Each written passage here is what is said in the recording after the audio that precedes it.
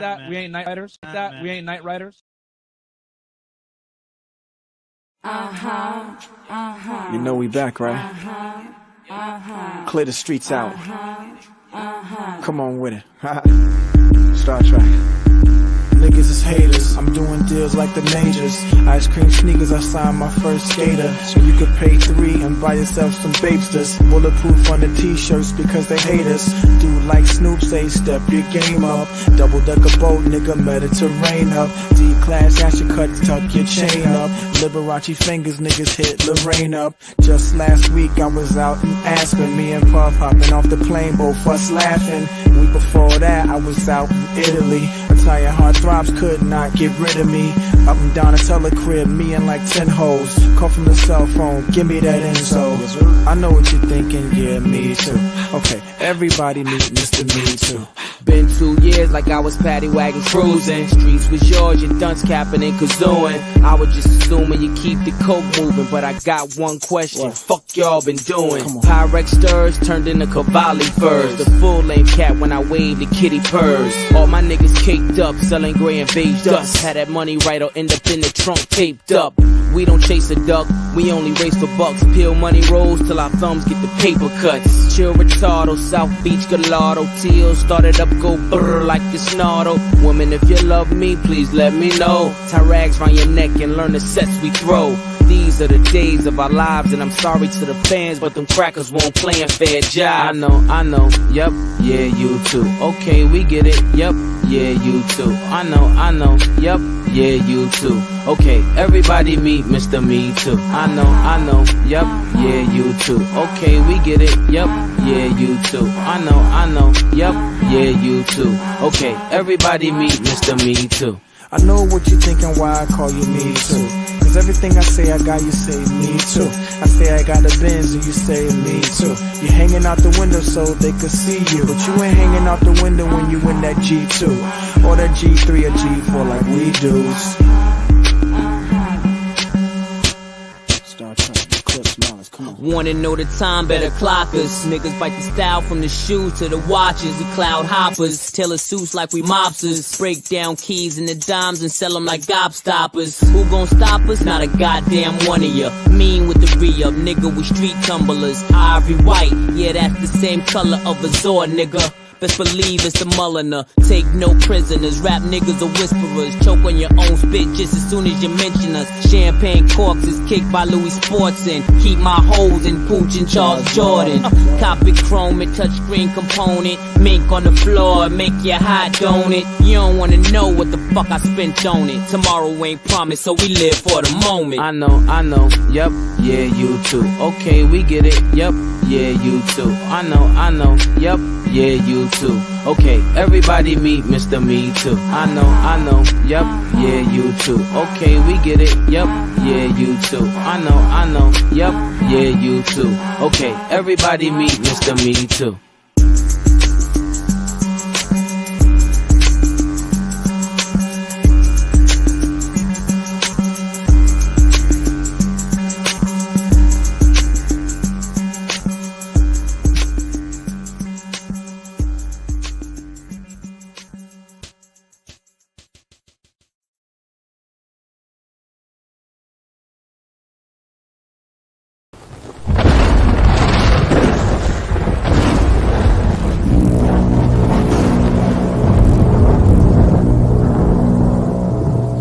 Welcome to the Night Riders Squadcast live stream. You are now rolling with the Night Riders.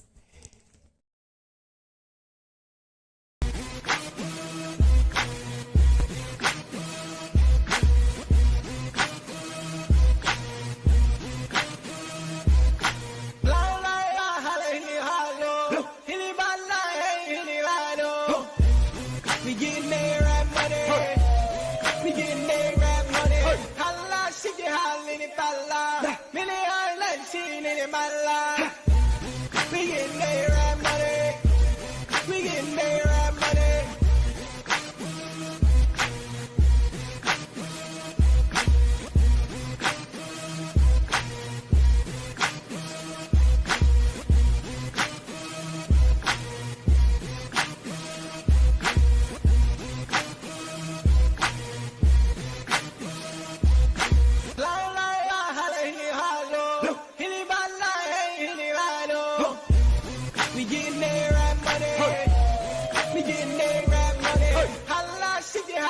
follow. Million life seen in my life.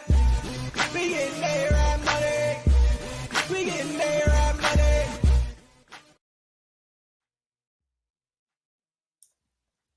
Once again, it's on. What's happening? What's happening? We back. We back. Yeah. Live again. Yeah, that's right. All So right. fresh and fifth. So fresh and fifth over the bag, huh? Apparently, I haven't got any updates in terms of whether or not they were reinstated or anything. So last time I checked, I guess what happened is that they were kicked out of the YouTube partner program. Now, see, I heard, but I've been studying and stuff, and I've been stuck on these sequel joining courses. So I had my head in the books. I heard about it, but I haven't really looked into it. So you got to catch me up, bro. Oh, well, we got a lot of information. So, if you Cool. don't know, you gonna know, and everybody else. So once again, officially, we'd like to welcome everybody to another exciting episode of the Night Riders Squad cast. And as you see, the theme on the topic tonight is, the title is A Fresh and Fit Way to Fumble the Bag. And there's going to be a lot of takeaways from this particular show because it's going to go deep. It's probably going to go in a direction that some people may not expect, but we're definitely going to deal with the topic at hand with regard to what happened, but we're going to go deep. You know how we do over here. So we're going to address a few situations or a few aspects of this or a few angles that may have been overlooked in this whole thing. So it's going to be exciting, and we're going to get down to business. So as you guys may have heard, Fresh and Fit, and up to this point I never really had much to say about them. Never really paid that much attention to them. I've seen them mostly in clips. I don't think I've ever sat through a whole show of theirs. And not that I have anything personally against them. I don't know them, but it just seems to me like it's kind of lowbrow. You have a bunch of bimbos on the panel, and it seems that that's kind of the claim to fame because, as I hear, the two of them don't necessarily have a very captivating personality between them. So unlike over here at the Night Riders, Right? They may not be able to carry the show without the prop of having a bunch of women as I mean as props. Hence this the sound bite right here. We ain't Night Riders. We ain't Night Riders. No, they definitely are not Night Riders. So Nah. we'll show them how it's done over here. Because obviously, we're a new channel, and certainly they've established themselves and not taking anything away from their business acumen. Shout out to them. I think they did a phenomenal job in terms of building their brand. They found their niche, and it was hard fought because a lot of guys or a lot of people may not be aware, but they come from some very humble beginnings, as we're going to get into, and they definitely had a desire to be successful in what they chose to do, because up until getting on YouTube, they really didn't have much success at all. And we're going to kind of touch on that, not to throw shade, but just to kind of show how the online community and how social media can kind of transform people from obscurity when they really had not been very successful in the real world, and you're creating a whole new crop of wealth. And from my standpoint, I've done most of my things that I've garnered income and success from in the real world. So this was all a new thing to me, and I still kind of look at it as a side project, although there's a phenomenal amount of money to be made and a lot of other benefits. But regardless, I look at it definitely as just kind of the cream or the cherry on top, as opposed to the bread and butter. A lot of people, I think, unfortunately, once they start getting that money from online, they kind of neglect some of the real world endeavors that they should have been doing. So we're going to talk a little bit about that as well. I'm not sure how these guys have set up themselves to kind of supplement or make up for that loss of income, but that would definitely be something that I would have done if I was in their shoes. I'm kind of in the reverse of them in terms of I've built what I've done in the real world, and whatever happens with this online thing, even if I don't make a dime with it, at least I was able to get my particular brand of talking points and the way I feel about the world. And at the very least it was cathartic, and me being able to get out some of my you know ideas and things that I felt needed to be said, because that was one of the motivating factors in terms of the reason why I even came out with my initial Counselor Mr. G channel, and why I subsequently decided to do this one, was in fact to kind of push back on some of these false narratives and just use it as kind of a pet project to do that. And obviously if it can become profitable, then that's all the better. But I don't have all my eggs in one basket, for sure. And I think a lot of guys who decide to go down this road in terms of being on social media, they put so much effort into it because it is work. I see the type of work that goes into the productions and the editing and all of that, and the work that I do behind the scenes as well. So it is definitely something that requires a lot of attention and time. And if you dedicate yourself to do it, then it is a business. It is something that will consume a lot of your time, and it's good if you can pretty much benefit from it. For my part, I outsource a lot of stuff, so I am involved because I'm kind of a hands-on guy, but it doesn't cause me to neglect the things that make me real money. So I'm able to make sure I balance that out. So yeah, but anyway, yeah, anything you want to add to this whole situation? Yeah. Shout out to Pressure Fit. Uh, yeah, they pretty much got themselves in what you say, a conundrum, or no, a quagmire. Is that what they did? Or Uh, no? well, a quagmire would be if they were in a situation that they couldn't get out of no matter what they did, and they were just sinking. I think they're not quite in a quagmire. I think they've obviously, as the title would imply, fumbled the bag. They did not, think things through, as we're going to get into in terms of some of the content that they were going to put out. They're going to state in some of the clips that they kind of knew that day would come, but I feel as though they really pushed the envelope with some of their antics and some of the things they've done. But at the end of the day, it is about taking risks as well. So that's just Yeah, the nature of the beast when it comes to social media. yeah, they'll be all right, man. They got properties, they got crypto. Oh, they They do. got a Yeah, because song. like I said, They I got didn't know enough about them to know if they had done any other investment. So I guess you kind of Yeah, I pay a watch little from the bit. rooftops. Yeah, I watch from the rooftops. But yeah, Oh, I see. yeah, they'll be all right. Yeah, yeah. But it's kind of like what I said on the previous show, and that is the censorship is real. So Oh when yeah, you are in social media, there's a lot of things that you cannot say. You just have to acknowledge that. We like to think that these platforms and these channels or whatever that we have, we can kind of speak our mind, but at the end of the day, you don't control it.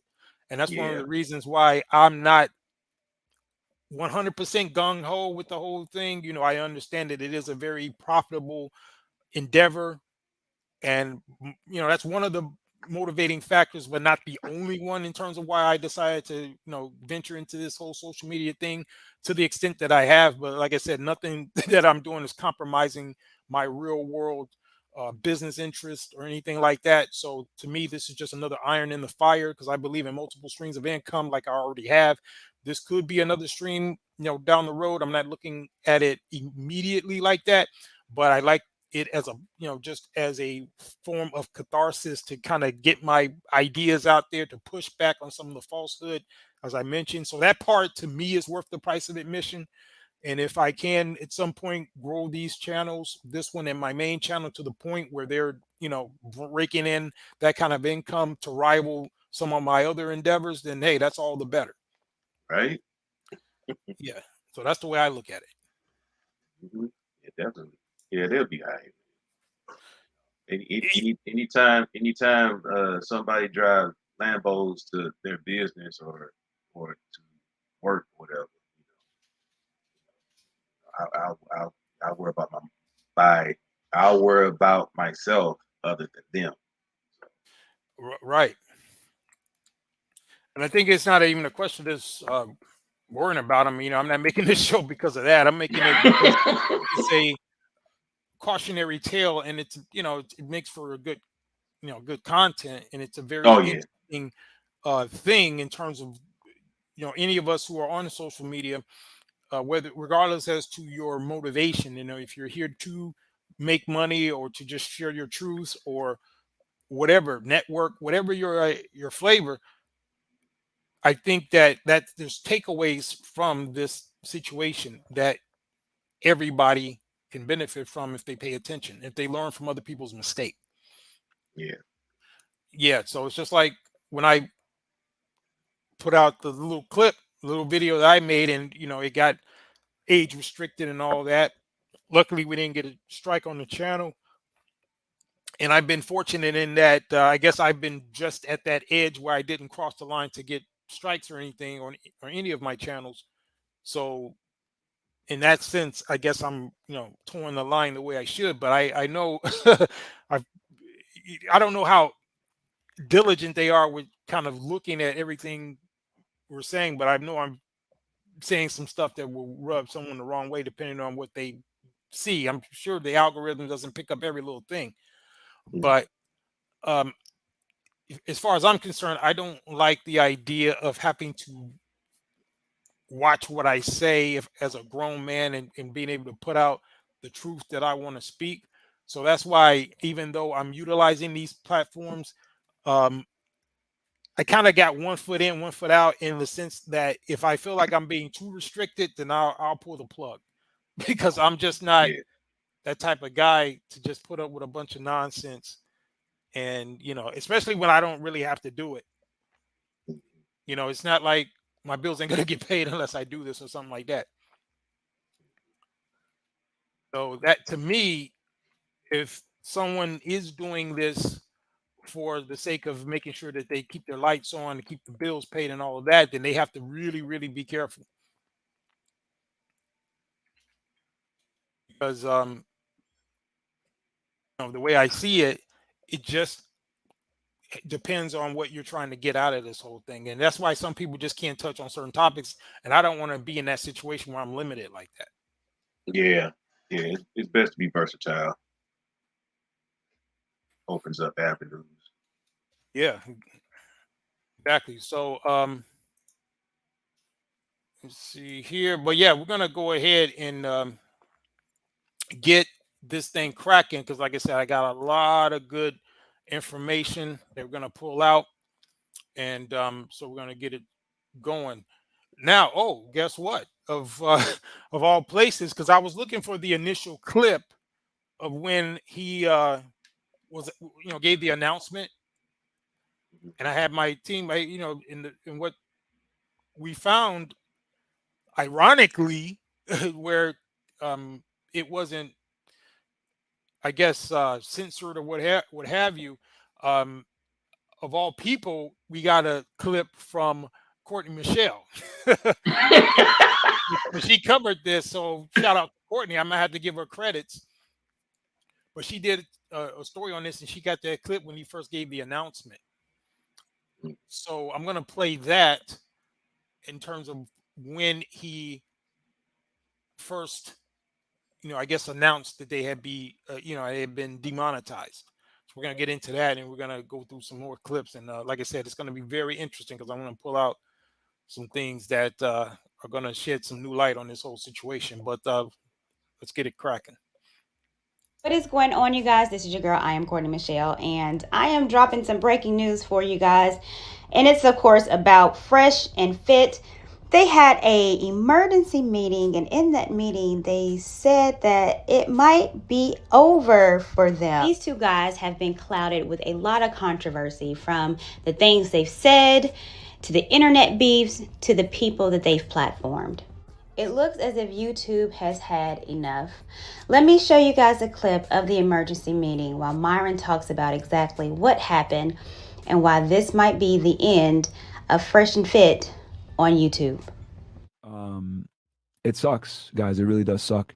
Fortunately, we made some moves, etc. And we kind of knew that the type of content that we make, for us to be able to give you this content, we have to. It comes at a cost. It comes at a cost, dude. And it won't be here forever. Yeah. And we knew that going Fresh into it. always said this. Enjoy us while you can. Yeah. They thought we was capping, man. Yeah. They thought it was a joke. And we made moves on the side knowing that this could potentially happen. And guys, we the channel has been kicked off the YouTube partner program. Just keep it straight with If you look right now, you can't even super chat or you can't even super chat right now. Yep. So this is the beginning of the end of this era. So we are in trolling chat. So yeah. So you literally can't. Yeah, man. So it's so basically we're gonna figure out what's going on because we don't even really know all the details. We're working with YouTube to try to come to a middle ground and work together and figure this out. But for now, we don't even know why. We don't know the specific reason. So for those that don't know, when YouTube demonetizes you, that pretty much means that you're not getting a dime from YouTube for the content that you make. And to be honest with you, I am not surprised. When you bring life to someone that's been banned off YouTube, such as a Nick Fluentes, and you give them your platform, it's going to be ramifications of that. I know that they're going to Rumble where they can freely wear clan mask and invert this and monkey that. So what do you guys think? Is this the end of Fresh and Fit? Will they be able to come back? Do you even care? Or is this censorship gone too far? Anyways, appreciate you guys. This is fair use, Courtney, so don't come for me, all right? Yep, fair use. It's all fair use for critique and education and all that good stuff. So anyway, yeah, so shout out to Courtney. We used their clip because when we were looking for that announcement, it was hard to find for some reason. I couldn't find. I got some other good clips that I was that we were able to get, but that particular one, it happened to be on when we did the search, Courtney came up, so we decided to use her video. So once again, fair use, and shout out to Courtney. But anyway, yeah, what are your thoughts on that? Yeah, again, shout out to Fresh and Fit. Yeah, it's a shame and everything. And when I saw their live streams, I saw so many guys that super chatted them saying that they saved Fresh and Fit saved their lives by watching their live streams and giving them hope and everything. So shout out to them for that. Because that's a big thing when you can save people's lives and everything. So this I gotta give credit when credit's due. For people that didn't know, but I'm pretty much neutral in this whole thing. Because they not paying me. I'm not benefiting from their channel. So when I heard the news, I was like, oh, that's a shame. It is, but nothing good lasts forever. So yeah, well, I guess it's like what Courtney mentioned in her video, which is that these guys are going over to Rumble, I guess, and that's where they will be able to kind of say whatever they want. I'm not sure how the monetization works over there.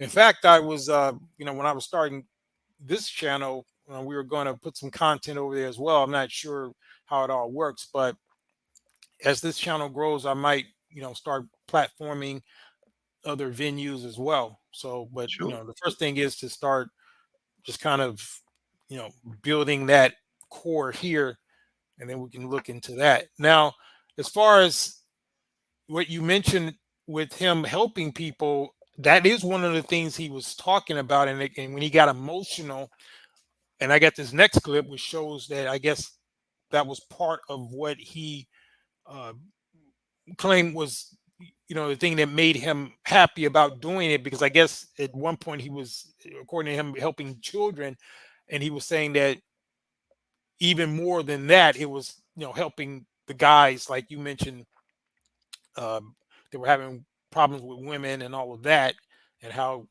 he was ostensibly helping them to get over those issues. So in this clip, he's going to get emotional about, kind of his mission. So we're going to play this clip. I've already put a considerable amount of my money into this new studio for you guys.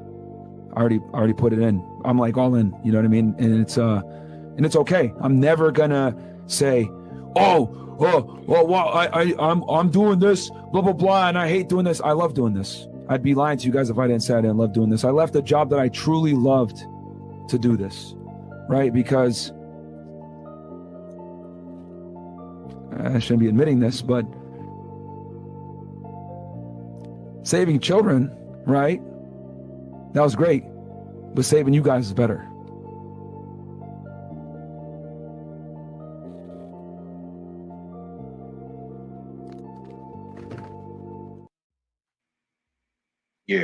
Yeah. So, people were clowning him about that little piece, in terms of, saying that, there was an act and all that, but, it could have been genuine.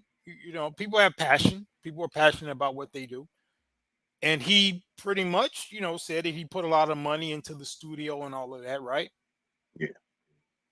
So I guess that shows a level of commitment and dedication, right? Being, setting up the studio and everything, right? Yeah.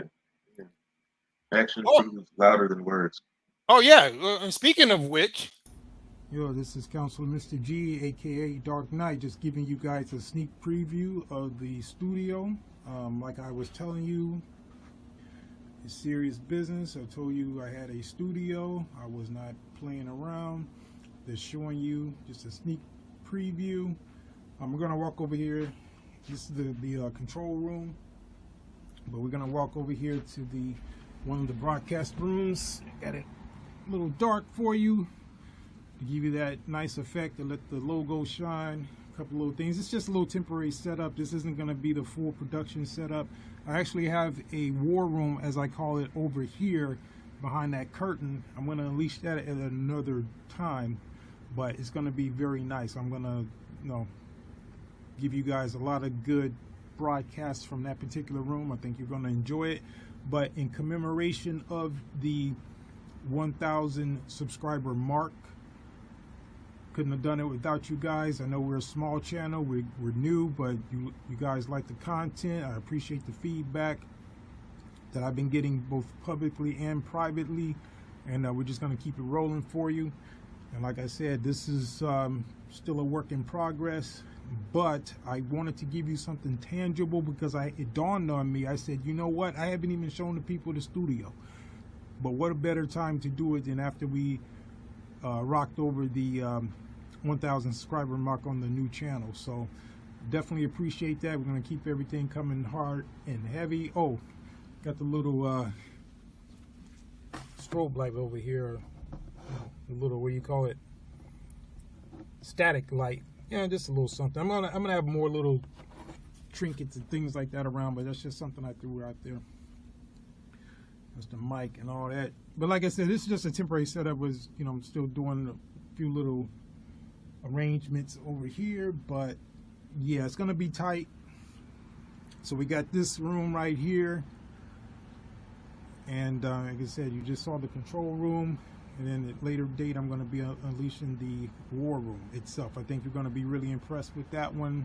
I don't see anybody else doing what I'm going to be doing over there, so stay tuned for that. But at any rate, thank you very much once again for all of your support. We're going to keep it pushing, and I did just want to, like I said, give you this little sneak preview.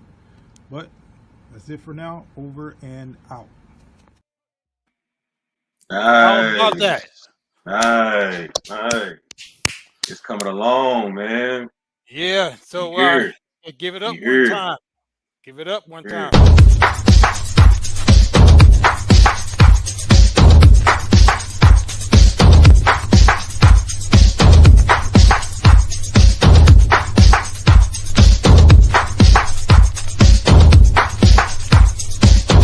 you were my lady, and your love was true.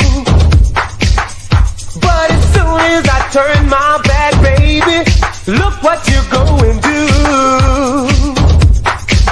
Start sneaking and cheating, using me like a tool. Now I know the deal, I can see right through you. I said, you ain't really down, playing the games you do. I said, you ain't really down, your love was never true. Your love was never true. Would have bet my life on it, I would have taken hard time that you were the one. See, they won't really down. See, they thought it was a gang, man. See, you gotta show them. And I got a more extensive video I'm going to be uploading on the Counselor Mr. G channel where I got the actual light on in there. So I just did it in the dark in that particular room for the Night Riders, you know, but I'm going to upload a video on Counselor Mr. G channel, and then you'll be able to see that room a little bit better. So just to let people know it's not a game. We're not playing around. So when I say I had a studio, that's what I meant. Yeah. I'm glad you left it kind of dark, you know, leave a little mystery.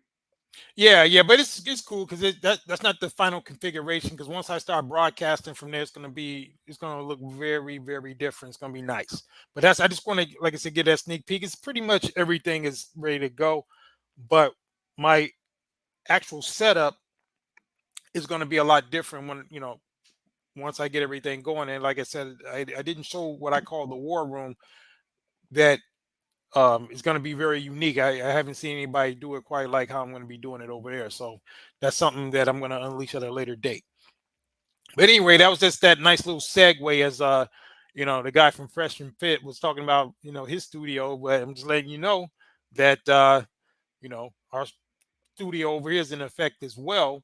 And once we get to that particular level, we ain't going to be fumbling the bag. That's for damn sure. No. And and the reason why they did the way they did and happened to fumble the bag is because we ain't Night Riders. We ain't Night Riders.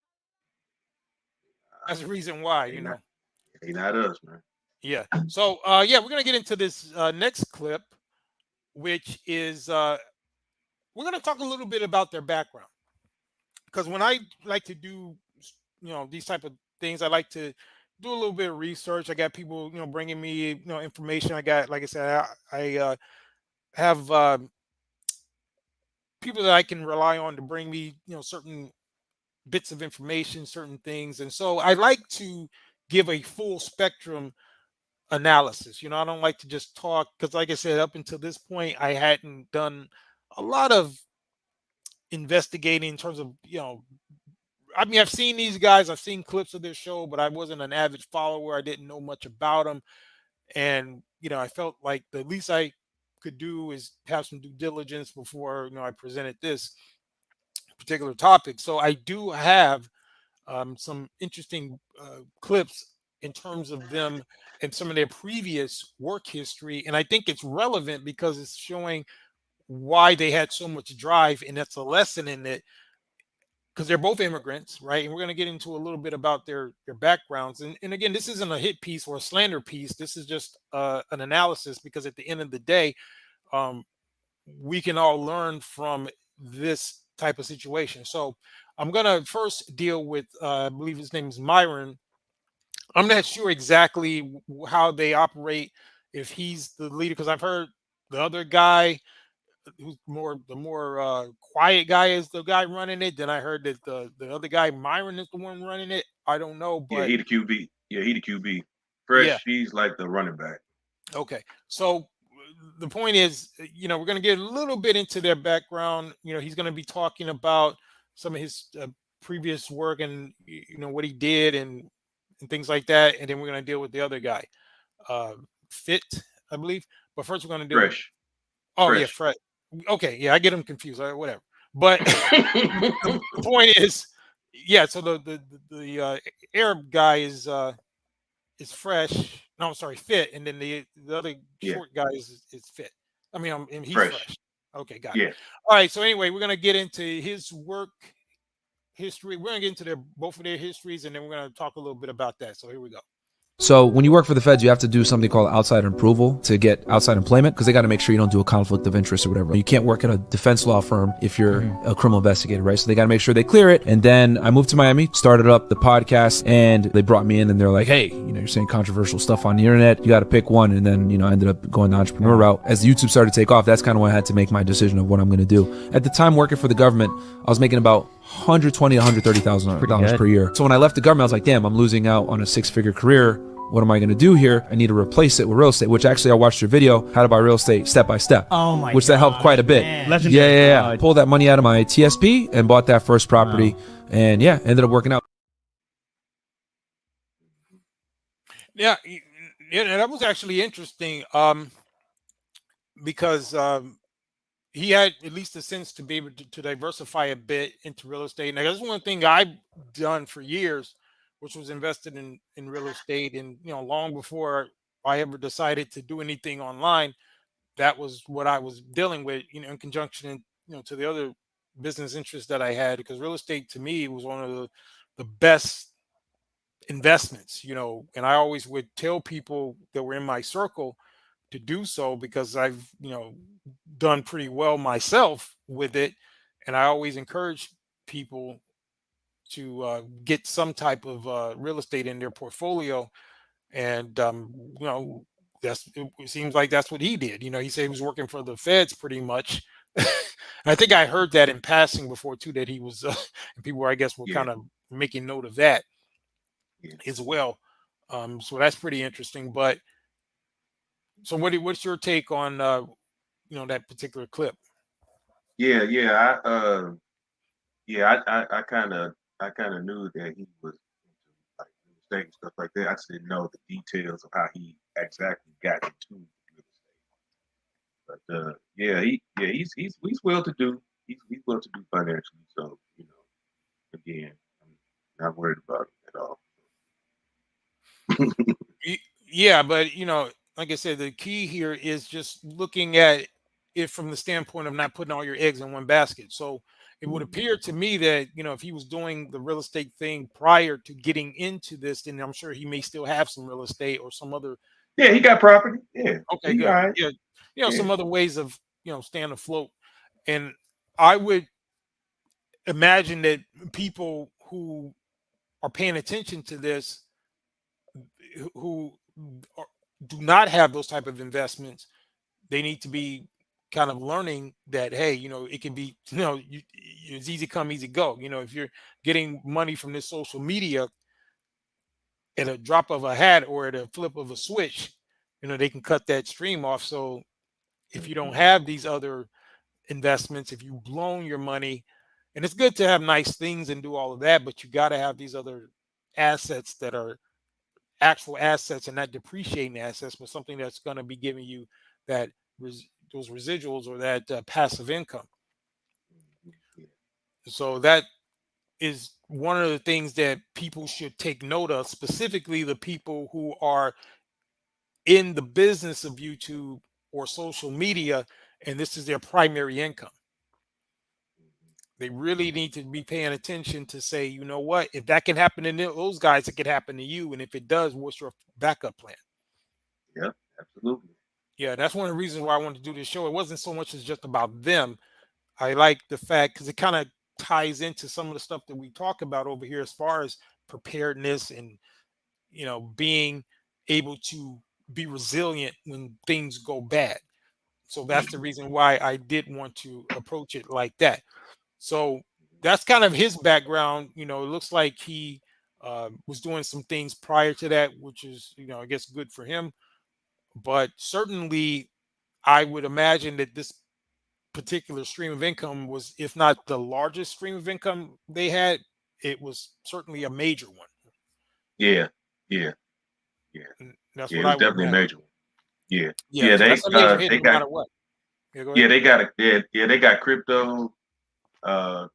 They got properties and stuff. I don't know how many, but they have quite a few properties in Miami, from what I understand. Well, the crypto thing fresh. could be the crypto thing could be either way. You know, I'm not sure what crypto they have. You know, it's Bitcoin or I'm not whatever. sure. But you know, I think it's crypto. Bitcoin. Yeah, it I could think it's be. Bitcoin. That could be up or down. You know, so that in it of could be up and itself down, right? may not be the best alternative. I mean, I'm going to at some point address the whole crypto versus commodities and all these other things. So I think that's going to be an interesting show. I had that on the docket at some point to address as well, in terms of which is the better investment. I'm not against crypto. I'm definitely I am. have well, we can talk about it, but yeah, I'm not 100% against it. It's not my primary desire in terms of investments. But we could, that's something we could talk about. Might even invite some other people up to talk about that as well, because I know some That'd be crypto cool. bugs out there. But yeah, that's a whole nother subject. But we're gonna get into the other guy and see what his he had a pretty interesting work history as well. So we're gonna get into a pretty interesting clip about him. There's actually a video of him I'm about to show right now of him actually getting fired on this show. Oh, that he wow. was on. Yeah, it's pretty deep, but we'll check this out.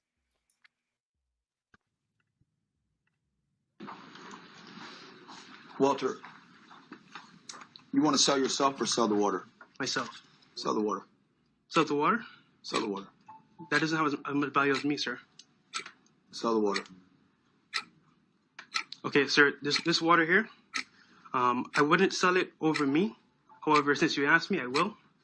This water here is very good for you. Has a lot of nutrients in it as well. However, at the same time, this water can be or not be important to you. You know anything about bees? Not particularly, sir. Just bought this property in Nashville, and bees are swarming the property, creating honey. Honey's running down the post at the office. And they wrote me and said, hey, we have a serious problem with honeybees. And then they didn't tell me what the solution is. What can you do for me, man? I can do a number of things, You sound sir. like a robot, dude, when you talk to me. Can you do sales, Jared? No. You look like a good guy. But everybody in here has been a good guy so far, except for the first two people I cut this morning that were probably criminals. Now might be a good time to try to save yourself. Yes, I mean, sir. a bee makes more sense than you do right now. Okay, currently, sir, I am developing my skills in sales. However, We did a personality profile on you. Walter needs help with problem solving. What do I do about those bees? first we need to research how to get rid of bees. And secondly, in It regard says that he exudes ego strength and self-confidence. Do you see it? How much money did you make last month? $120. $30 a week is what you made last month. Yes, sir. How much money do I you want mean, to if make? you go to McDonald's 3 times, you're broke. Doing the 10x rule, I really would like to make 100,000. Yeah. My goal. Why 100,000, dude?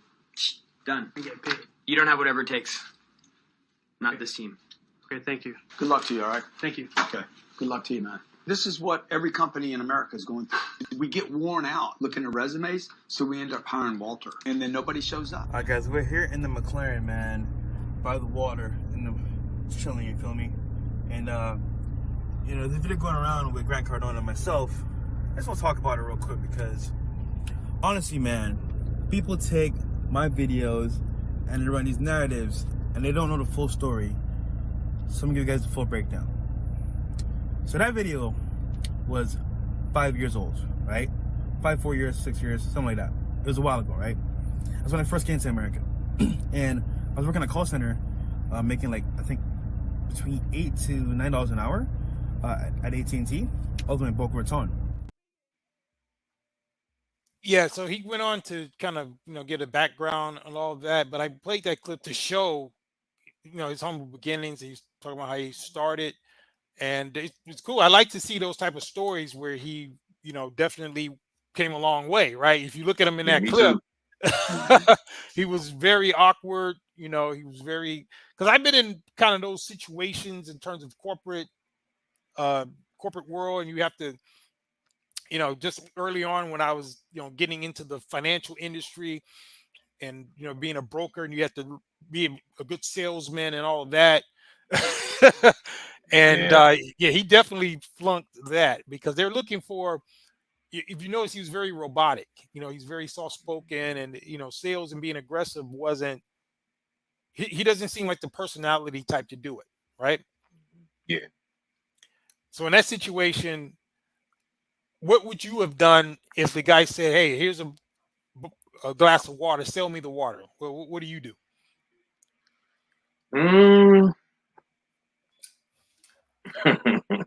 That's a tough question, man. Yeah, Put you on the spot. I honestly don't know, man. Well, it just depends on your personality type because I don't know if you've ever done sales. Oh yeah, yeah, I bombed bad. Yeah, I used it's to not for sell everybody. magazines door to door. Yeah, because like I said, early on in my, when I got into the financial industry, that was one of the things we had to do was sell, investments and stocks, and you were doing an intangible asset over the phone in many cases. We'd be calling all around the country, and it was, very challenging, but I rose to the occasion because I have that type of personality. Yeah. And even if it's something as simple as water, you got to make it. You sell there's a term that's used in sales called you sell. If you're selling a steak, you don't sell the steak, you sell the sizzle, right? You sell the sizzle and not the steak. Do you know what that means? Something that sounds good instead of the product. Well, the sizzle of a steak, you seen the steak? I don't know if you eat meat or whatever, but Yeah. if you ever hear a steak frying or whatever, then that's the part that gets your mouth watering. It's like, oh, you can Oh smell it. yeah. You can, that's the thing that's coming. I don't eat a lot of red meat. On a side note, I'm pretty much, you know, no swine and nothing like that, but very limited in terms of meat. But the bottom line here for the meat eaters, that's something that will get them very excited. Not just the steak itself, but that sizzle. They hear it cooking and all of that. So something as simple as water, I mean, you're supposed to be excited about it. It's like, yeah, Mr. Jones or whatever, you need to buy this. This is the best water you've ever had in your life. Not only do you need it, but it's a part of you. 70% of the human body, Mr. Jones, is water. So if you invest in this water, you're investing in yourself. I mean, you just got to go into it like that. So that's the key of selling. You got to make it relevant to the person. But anyway, I showed those clips to show that these guys had motivation to get from those states that they were in to where they became. And it's a shame that they reached that pinnacle only to have this happen, right? But it also shows that, there's a huge difference between where they were and where they are now. So, they're used to being on that lower level. So even if they lose it, I'm sure they don't want to go back to that, but it's familiar territory to them. Yeah. Yeah. When people come from humble beginnings, I found that when they rise to the occasion and then they are a success financially, and sometimes when they lose it, you know they know how to climb back to where they were. And even in some cases they can surpass where they were. So uh, that's just that's just a thing where when you a success, like you say, you can't just throw all your eggs in one basket. So, but yeah, they got other investments and stuff. Fresh, he's a watchman. He invests in watches and stuff, and he's into crypto. He has plenty of properties and stuff. So they'll be fine. Yeah, I mean, you keep saying that, but remember, that's not the point. What I'm looking at is just what you can extract from it. If you're an aspiring content creator, if you kind of set up a channel like I did, and others who are kind of smaller channels, mid-sized channels, you can take away from this. And we're going to get into some of the mistakes that they made and just some of the content. And to me, it appealed to a lower, as they say, lower vibration or whatever you want to call it, or just this very remedial type content. You have like I mentioned earlier, you have all these women as props. And again, once I start doing certain broadcasts, I'm going to have, guests and women and things like that. But I'm going to try to elevate the conversations a bit. I don't want to get into the whole kind of, some of the ridiculousness, of it. I'm not saying it won't be some drama here and there, some excitement, but it's just basically you have pretty much very unintellectual women on there, and and that was kind of their shtick. Like this, for example. Do you want a feminine man? You want a dude that's gonna wear heels on Saturdays? You don't have to be feminine. No, I'm asking you. Do you want a guy that wears heels on Saturdays? You don't have to be feminine. Answer the question. Do you want a man that wears heels on Saturdays? No, you're not answering mine. Whose podcast are you on? All right. So, do you want a man that wears heels on Saturdays? Okay, so why would a man want a woman that acts like a dude? I'm just saying, like, y'all expect us to accept masculine women. You're not going to accept a feminine man. So why should I accept a masculine woman? Yeah, sip your like, drink. I'm just saying, it's crazy. Like, y'all want us to tolerate your fuckery, but you would never tolerate my fuckery. Oh, hell no. So yeah, I mean, you got that going on. I'm not sure that's the most highbrow conversation you're gonna have with a woman like that. So they serve alcohol on their podcast, so that could be a factor. Yeah, that's the other thing too. And I get it. It definitely will bring in the audience and all that. Yeah. To me, that's just kind of the cheap stuff. I think anybody could do that. To be frank, I could do that. Just like what you used to. Oh yeah. If I decided, I'm gonna get a bunch of sloppy women in there, stuff them up in there, just start asking them a bunch of random questions. Yeah, it'll make for good YouTube, right? But that's where kind of the integrity comes in, right? Yeah. Do I want to do that? I'm not sure if I want to have conversations. When do you think a girl should focus on her career? I think in her 20s. I'll disagree. Like on your 20s, you're the most you're in the peak of your fertility. Yeah. Also, you're like on your peak of beautiness. So it's the time where you have to get married, where you have to, have kids, between other things. So I'll say that career after 30.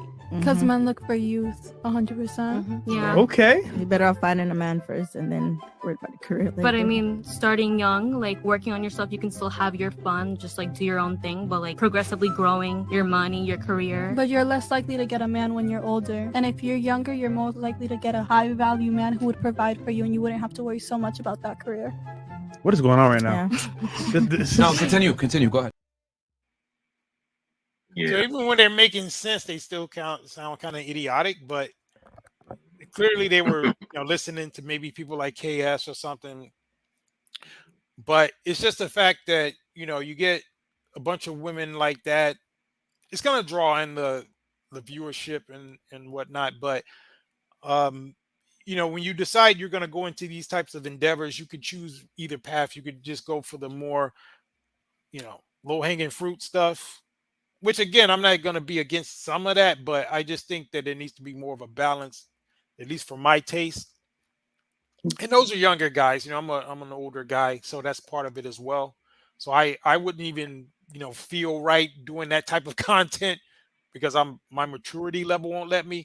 I know how to have fun. We can definitely, goof off here and there, but when it comes down to it, I like to have the audience walk away with something helpful at the end of the day. I'm not saying they don't add value because, like you mentioned earlier, they obviously are helping some of the guys that are tuning into them, but ultimately look at where it got them as far as their brand of content, because they kind of undermine whatever good they thought they were doing. What difference does it make if you're going to end up in a situation like that? And then it begs the question: if you're so committed to doing what you're doing, why does the money matter? If you don't have the partner program, you can still make content because they're not banned, right? I mean, they're not, your channel has not been taken down. So, the way they were talking. That's a good point. Yeah. The way they were talking in the initial clip was always in the beginning of the end and da-da-da. I'm like, well, if you really love it, didn't do it. You know, just like just keep going. Yeah. Yeah, just like you were doing it before, because I'm sure there was a point when you first got started, you were not making money. Certainly not the money that you're making now. Mm-hmm. So if you really believe in it, then you stick with it, you know? Yeah. Yep. One monkey don't stop no show, man. That's what I heard. Yeah, exactly. So yeah, we got a few more clips here. So let's get this one. So this is him once again talking about how much he cares, and which kind of ties into what I just said. So let's check this out. I don't want guys focusing their life on women, man. I don't want guys hurting themselves over women. Yeah. There's dudes out here that are killing themselves over women that don't give a fuck about you. I just told you guys, women are not designed to be loyal. They're designed to look for the best, so you become the best. Bars. Yeah. So that was him, you know, waxing passionate about, you know, his mission. You know, he said he doesn't want guys to, you know, have all of these issues with women and so forth. And, you know, he made some good points there.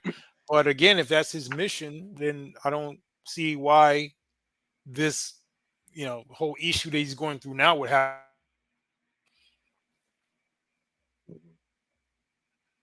Yeah. But what, go ahead. Yeah, he definitely helps and everything. And the guys, they pretty much call in, and you know, they pretty much donate to the channel because they feel like, you know, he has made a contribution to their lives. So, you know, it's like again, saving a life, that's a huge thing. So, you know, that we have a big problem with that. You know, guys hurting themselves, deleting themselves over a woman and everything. It's just not worth it, man.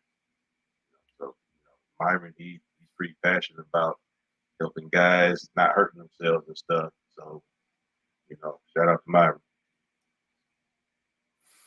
Yeah, but now we're gonna actually get into you know, as we start winding down the show, because like I said, we guess we've been having fun because time's flying over here. But we're going to get into this concept that I call the lessons on not fumbling the bag, and we're going to look at some of the things that kind of led them to this particular point in time where they are, you know, in that situation where they're no longer monetized and reaping the benefits of their content as they once were. Now, what we're going to deal with now, and it's kind of in contrast to what he just mentioned as far as his you know, desire to help men and how, you know, passionate and emotional. We played a couple of clips where he was actually, you know, pretty emotional, which would indicate that he has a strong you know, conviction for what he's doing. And you would imagine that someone who truly believes in what they're doing and they want to continue to do it for the sake of helping people, then they don't want to jeopardize that, right? Right. So in this instance, we're going to show some of the things that he did to kind of hurt their brand and put them in that path to where it led to where they are now. So I'm going to play this real quick.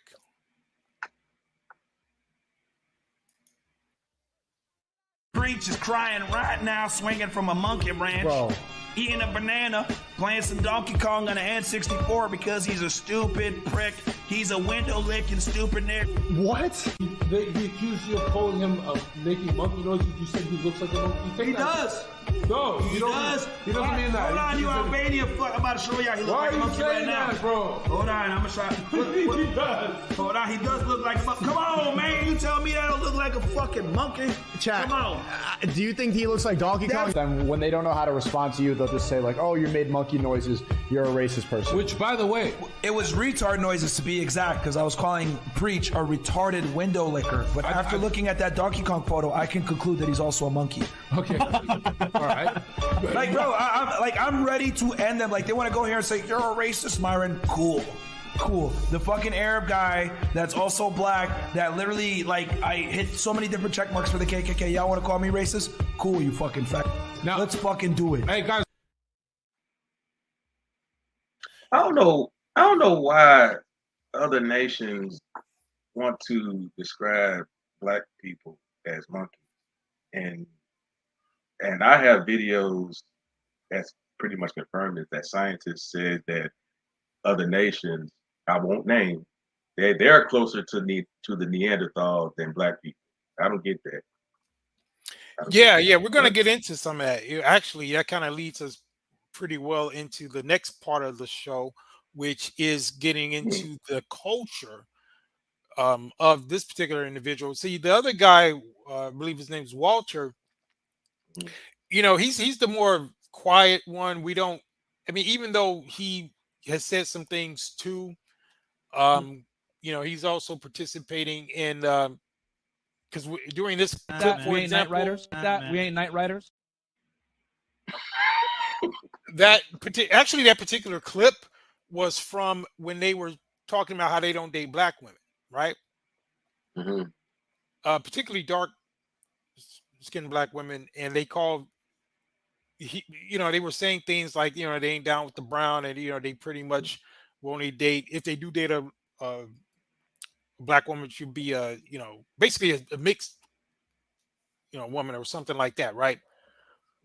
So, you know, they were being accused of being colorist and whatnot, but that's where that term came from, at least how they used it, right? So, you know, when I found this clip, I had we to ain't use Night it. Riders. We ain't Night Riders. Yeah, but they damn sure ain't night riders. So they can't. No. They ain't like us though, right? But hell. the point is, they were using that to say that, you know, they don't ride on the black women like that, right? And the other guy, Walter, he was pretty much concurring with that. And interestingly enough, he's from, I guess, the Bahamas or something. I He's heard. Caribbean. Yeah, he's Caribbean. And you know, you do have a very deep-seated amount of you know, self-hatred and colorism and you know, whitening and, you know, bleaching and in white worshiping that goes on in there. Not in every places, you know, with some exceptions. You know, it's spread out throughout the Caribbean, but just from what I've observed, you know, a lot of Caribbeans are, you know, struggling with those issues. I've encountered people and saw how they've conducted themselves, you know, in my travels, to say the least. And I was like, whoa, that's crazy. People like from Trinidad, and I mean, I can tell some stories, right? So that's kind of where that comes from. But with him, with his side of the spectrum. Now, when it comes to this guy, the fit guy, he pretty much, his culture is pretty much anti-black. Which, interestingly enough, you would think that it's because it's a quote African country that it should be, you know, it shouldn't be that way. But you have to understand the complexities of that particular society that he comes from, and we're going to get a little bit into that. And shout out to this dude, Sarah Garvey. You've heard of him, right? Yeah. Yeah, that particular clip I was able to get from his show, and I have another clip from him where he's gonna go into some of the culture of this guy. In fact, let me see. Before I even get into that, I think I'm he's gonna from Sudan. Yeah, he's from Sudan. So I've done my research. In fact, it's very interesting because a couple of shows back, remember when I did the show about the Nubians? Okay, yeah. Well, Sudan, modern Sudan is where ancient Nubia was. Interestingly enough, so it was one of the black kingdoms, but blackest. Yeah, the black, literally the blackest kingdom probably of all. But now, because of a process of time, and what people forget is that it had been invaded, like a large part of Africa, just like what happened in Egypt, was invaded around the 6th century with Arabs, and a lot of people that's there are Arab identified, and they even the ones who look black, like this guy, they are Arab identified, and they hate black, and they look at black people as slaves. And there was a lot of things that happened that created that culture. And so I'm going to pull up a little bit of information, and we're going to get into, I'm going to read a little bit of this, and we're going to get into some of these, a clip with Sarah Garvey where she breaks things down pretty well. So I'm going to go ahead and let me share the screen real quick. Hold on one moment. So we're going to show this clip, and then I'm sorry, this article real quick. Then we're going to get into the clip.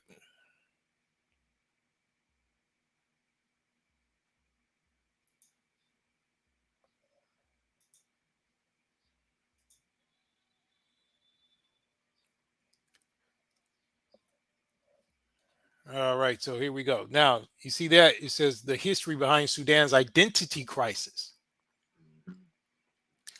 So this is his people, right? This is Myron's. Right.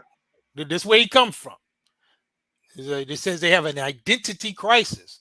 And that's why a lot of people will be confused. It's like, wait a minute. Why is this guy ostensibly, quote, a black person? But if you ask me, you could tell he's part Arab or whatever. So, yeah. But anyway, it's neither here nor there. But the point is, he's pretty much a reflection of this particular culture that he comes from. Now, we're going to read a little bit of this. It says, growing up as a black man in the United States, I am all too familiar with how racism shows up in our society today, from slavery and Jim Crow laws of the past to police brutality and mass incarceration in the present. It says American racism is well documented. However, a fact that tends to be overlooked is that anti-blackness is a global phenomenon present in many countries. One such country is Sudan. Though I've grown up in the United States, my family always made sure I was in touch with my relatives overseas, and I've grown to love the country my parents were born in. However, as I grew older and participated in discussions with other Sudanese, I began to recognize that Sudan has its own battles when it comes to prejudices showing up in the form of mass internalized anti-blackness inspired by the BLM movement happening around me in the United States. I decided to explore the issues of colorism that had developed in Sudan over many generations. So he says Sudan, the ancient land of the Kushite and Nubian civilizations, is situated in the northeast of Africa and has a long history of cultural ties to the nearby Arabian Peninsula, including a history of Arab influence and impact in Sudan's national identity. It says when Arabs arrived in the area in the 7th century, they called it Balad al-Sudan, which is Arabic for land of the blacks. It says the Nubians had Africanoid facial features, and their skin color ranged from jet black to various shades of dark and medium brown. These racial characteristics are still the reality of Sudanese people today. It says the gradual Arab intermixture with the indigenous black Sudanese has not substantially altered their appearance. Okay. But it has altered their appearance, and it has altered their hair texture in many cases, right? And this has become a wedge issue for a lot of them when they, such as this Myron guy, right? That's why he looks down on Africanoid features. And I'm going to say this real quick. It's interesting. You remember how he was going in on that guy, calling him a monkey, because he was talking about Abba and Preach, right? Or which one? Yeah. I think Preach, right? I don't really follow them either, but I think that's the guy who wears the braids, not the other guy. But the one who wears I think that's Preach. I think I'm not too sure. I think so too. But anyway, he was calling him all the names, and it's funny. His partner is darker than this guy. So if they ever fall out, then what the hell does Walter think he's going to call him? You know what I mean? So why are you rolling with a guy who you see calling the other black people with black features all kinds of monkeys and all of this? What do you think he's going to call you if you ever fall out with him? So I just find that to be very interesting. But anyway, it says, despite the fact that there are a few Sudanese who are relatively lighter skinned, the majority are dark skinned. This begs the question, how could there be anti-blackness in a country where everyone looks the same? How is it bad to be black in a country literally named Land of the Blacks? Well, that's a pretty good question. It says, how is there anti-blackness when everyone's black? To understand Sudan's identity crisis, it's important to have a general knowledge of Sudan's political history and how events of the past century have affected the country. In the 20th century, North and South Sudan were ruled as a single country under a joint colonial relationship between the United Kingdom and Egypt. This period of colonial rule forced the Sudanese people to see themselves as a unified nation, whereas previously they had been living in self-governing tribes British colonial policies favored a narrow elite group from within Arab communities who were largely Muslim and Arabic speaking. As a result, ever since Sudan's independence in 1956, the Northern Arabs have been the country's ruling elite. An attempt to build a strong Sudanese national identity was overtaken, and certain customs came to represent a unified idea of Sudanese culture informed by Islam and certain aspects of traditional Arab tribal culture. Much of Sudan's legislation became based on Muslim Sharia law in 1989, occurring as part of a wave of public morality that, for example, required women to wear modest clothing regardless of their religious beliefs. The Sudanese government also promoted a policy called Tarib, or Arabization, which sought to make Arabic the standardized language across the country. So that's very interesting. And it says the vision of the national identity did not resonate with the tribes of the southern Sudan. In contrast to their northern counterparts, most of the Sudan's tribes were African heritage, and a majority of them were Christians. However, Sudanese laws imply an inferior status for the non-Muslim, non-Arab. Thus, southern Sudan's African identifying citizens were religiously and politically marginalized and suffered discrimination due to their skin color. So it goes on to, well, I'm going to read this part and we're going to get into the clip. He says, this is because Southern Sudanese came from a region that had long been a source of slaves. In fact, Khartoum, the current capital of North Sudan, was founded as a marketplace for slave trading. And in the second half of the 19th century, about 2/3 of the city's populations were enslaved. Sudan became one of the most active slave trading zones in Africa, with slaves transported from the south to the north, including to Egypt, the Middle East, and the Mediterranean. To this day, the association with darker skin and slavery prevails throughout Sudan. So that's the culture this guy comes from. So they were enslaved by the British, or who? No, the Arabs. I mean, you know, when they came Arabs, in, see, it's just like what happened in Egypt, right? If they were during the 6th century. In fact, I'm going to play the clip because Sarah Garvey is going to go into it very well. And inside of the clip, it's going to break down some of it's a short clip, but it's going to give a lot of good information on how this all happened. But in this article, they talk about the legacy of this was a black country, but it, you know, just like many other places in Africa, it was invaded. And then the Arab, you know, that came in, they created a whole nother standard, and they, just like I read here, they wanted an Arabization of essentially an African country, but the southern, more African people were resisting that. And I remember there was a time that there were they were calling it a quote genocide, where you had a group of black Arabs called the Janjaweed that were going in killing a lot of the native Africans. That was a big thing. It kind of died down in the news, but I remember years ago that was a big thing going on. But this was all happening in Sudan because you have all these different tribes, and you have these people of Arab descent who are pretty much associating themselves more with Arabs than African. It doesn't even matter if they're dark, like this guy. You know, he's passing for black, and people are associating with black, but he doesn't identify himself as a black man. I was ready to say, he Myron, he pretty much claims black when it's convenient for him. Yeah, that's what they all do. Yeah. But yeah.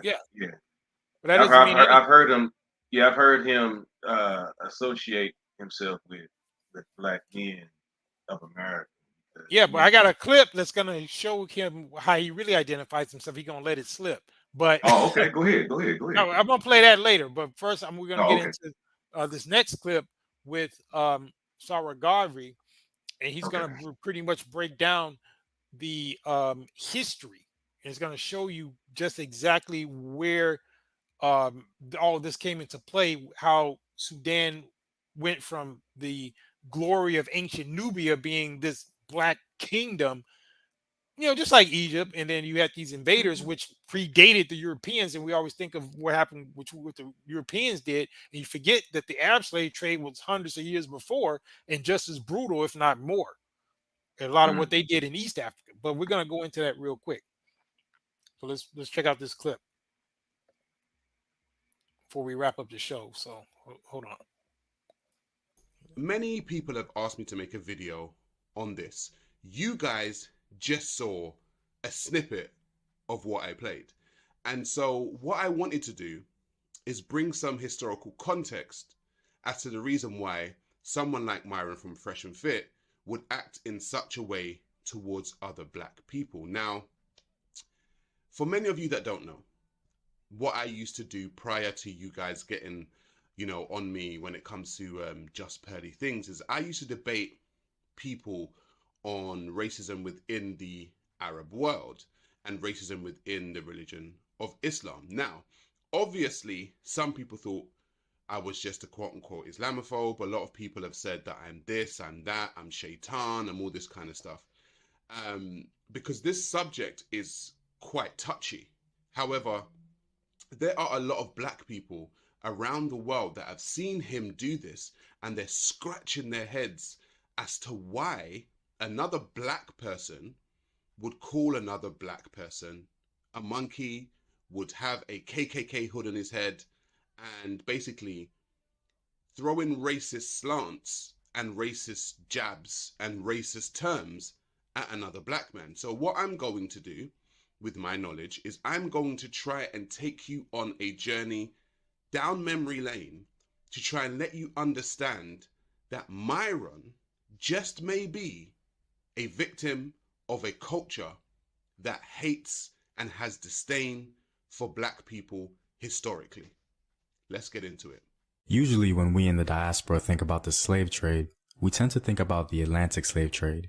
But today, I wanted to bring our attention to an event that also disrupted African history, an event that some may even consider much worse. The Arabic conquest of North Africa was complete by 709 AD.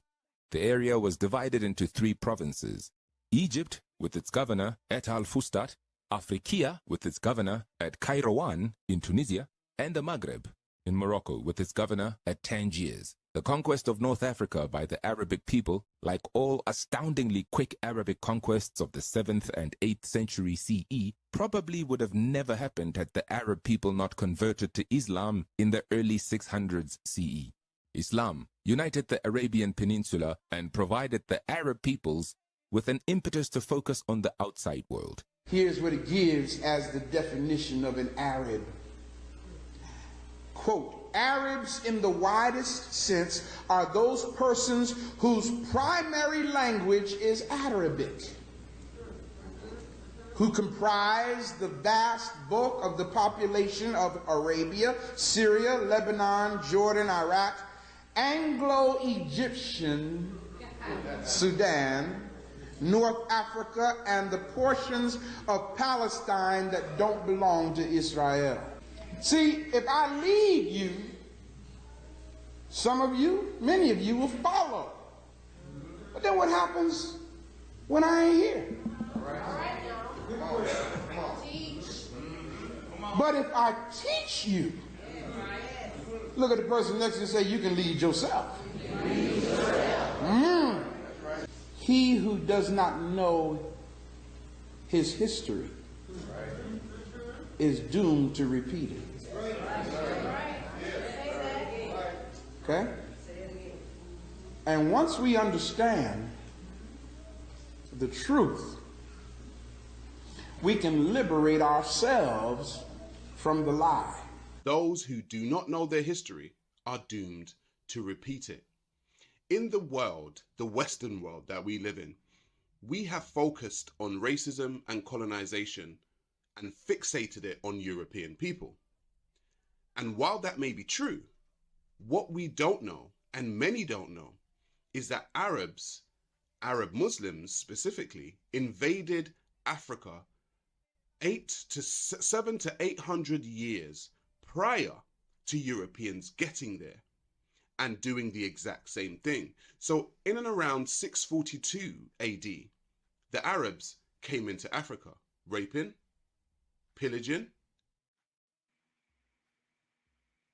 Yes, so there you have it. That's a messy business. Yeah, but that gives some background to why this guy would say and do some of the things he's done. He doesn't necessarily identify himself with black people based on the culture he's from. So that's why it's very interesting how black people only are looking at skin color and they want to include everybody, and they don't really vet or look at people's actual cultural upbringing and where they're from.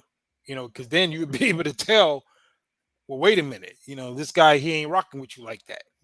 In his culture, you're looked at as a slave. Yep. Yeah. Yeah. So that's pretty much how it is. Okay, go ahead. It's mighty funny. It's mighty funny that other nations of people other than black people know who they are, but so-called black people don't know who we are. I just find it interesting. I mean, you have to look at the history of what happened. It's very understandable when you look at the history. You see, just like what was just covered there. You've had numerous amounts of invasions. This stuff happened over hundreds, if not thousands, of years, and that's what people lose track of. They'll think that the world has always been like this. It has not. This is a relatively recent phenomenon in the terms of history. We never in antiquity. You had great black civilizations and kingdoms everywhere, but in these modern times, people forgot all of that. Even though the evidence and the archaeological evidence, the structures and all that, just like when you go to Merowe and even Egypt, but down in Sudan, where this guy's from, and all down through there is nothing but evidence of great black civilization. But you still have the very people who built those civilizations. Their descendants are the ones who have been enslaved on those civilizations. I mean, on that land. So that's a whole another issue in terms of why black people don't understand who they are and everything like that. But the larger issue is that's kind of what has went into this guy's decisions and some of the things he said. And what people also miss, it wasn't so much as what he said about black people that probably got him here. He actually said something about the J people and some other groups, right?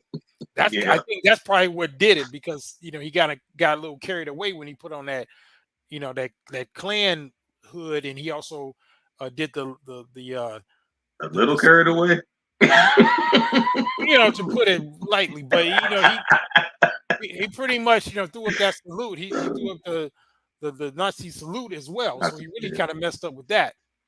Oh yeah. So, but he went way left field. Yeah, but before I wrap up, we're gonna end on the note as to why he may have done that. So let's take a look at out of his own mouth how he identifies himself, shall we? Let's take a look.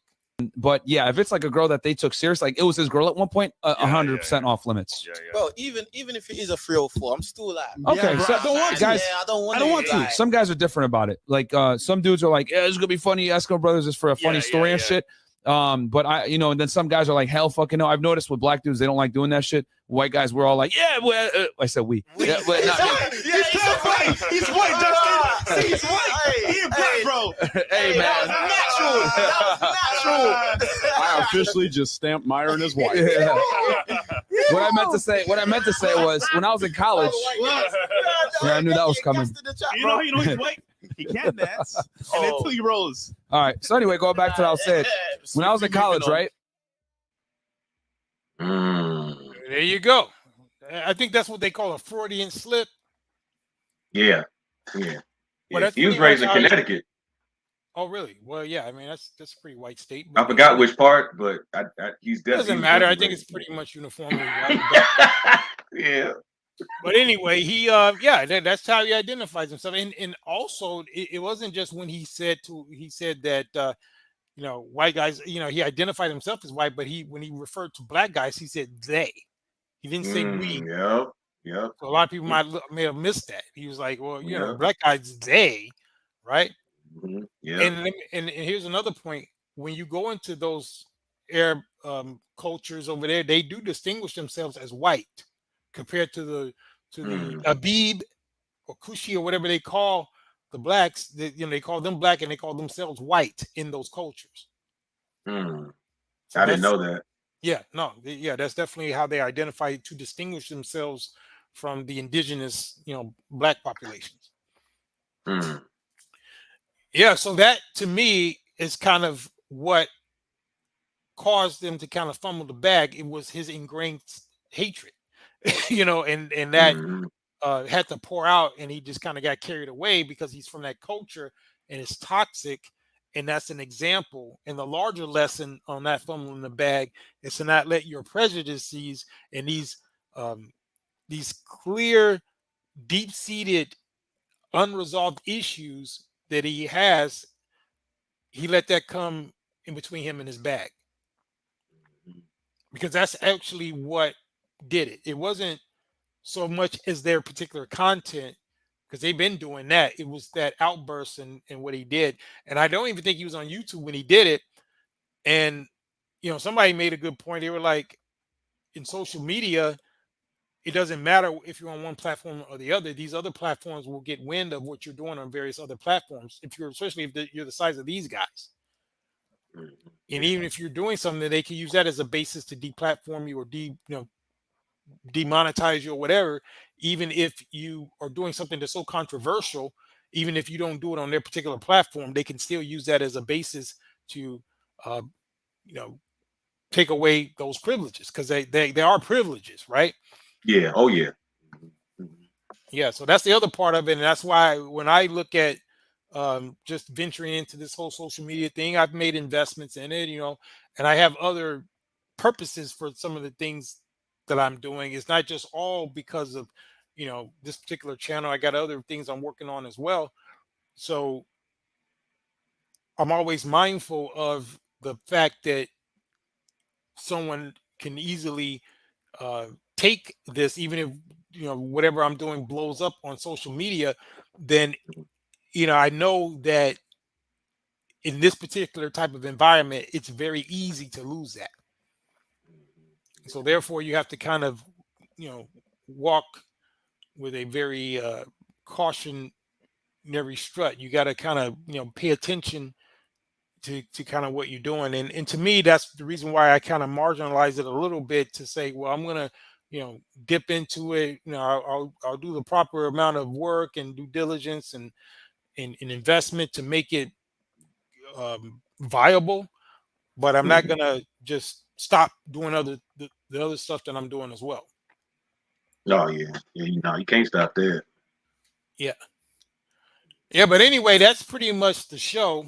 I hope that was informative. I think we kind of went deep in terms of getting to some of the root causes and how that all kind of bubbled to the surface, and that's what ultimately caused them to fumble that bag, which was his. And notice it wasn't necessarily the other guy who didn't come up necessarily in that type of environment as the fit guy, because that was his ingrained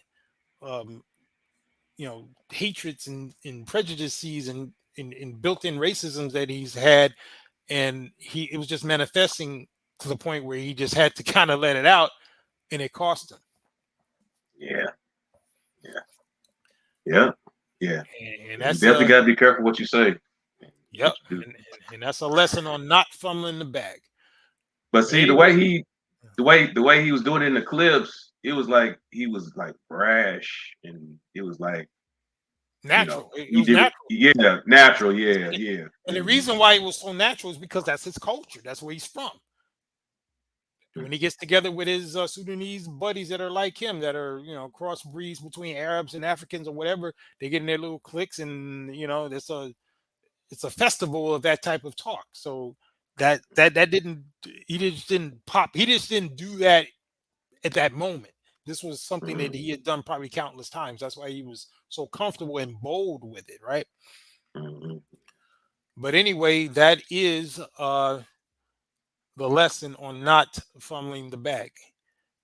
If you have these deep-seated prejudices or whatever, and just because you don't, you may not rock with somebody, you got these unresolved issues, get some counseling, talk to someone that can, because I've talked to people about their issues like that, and teaching them to kind of cope with certain things and still do business and get things done in spite of that. So, and I know how to do it myself, because I do business with people I may not necessarily like, but I'm not gonna let it mess up my bag.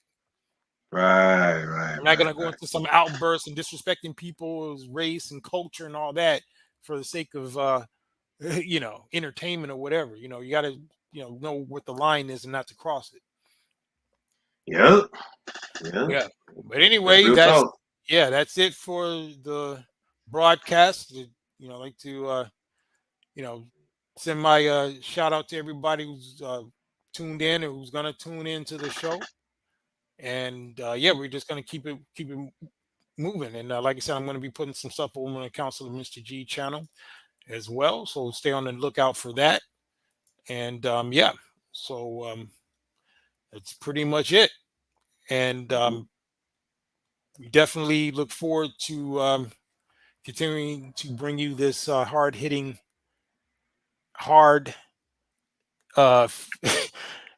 investigative journalism that we're doing over here. Public announcements. yeah, definitely.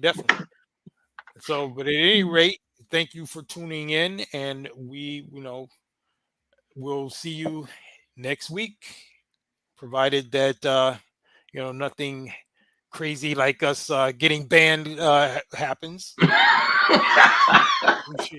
we should be back. Yeah, we'll be back. Yeah, but at any rate, that's it. Mission complete. Over and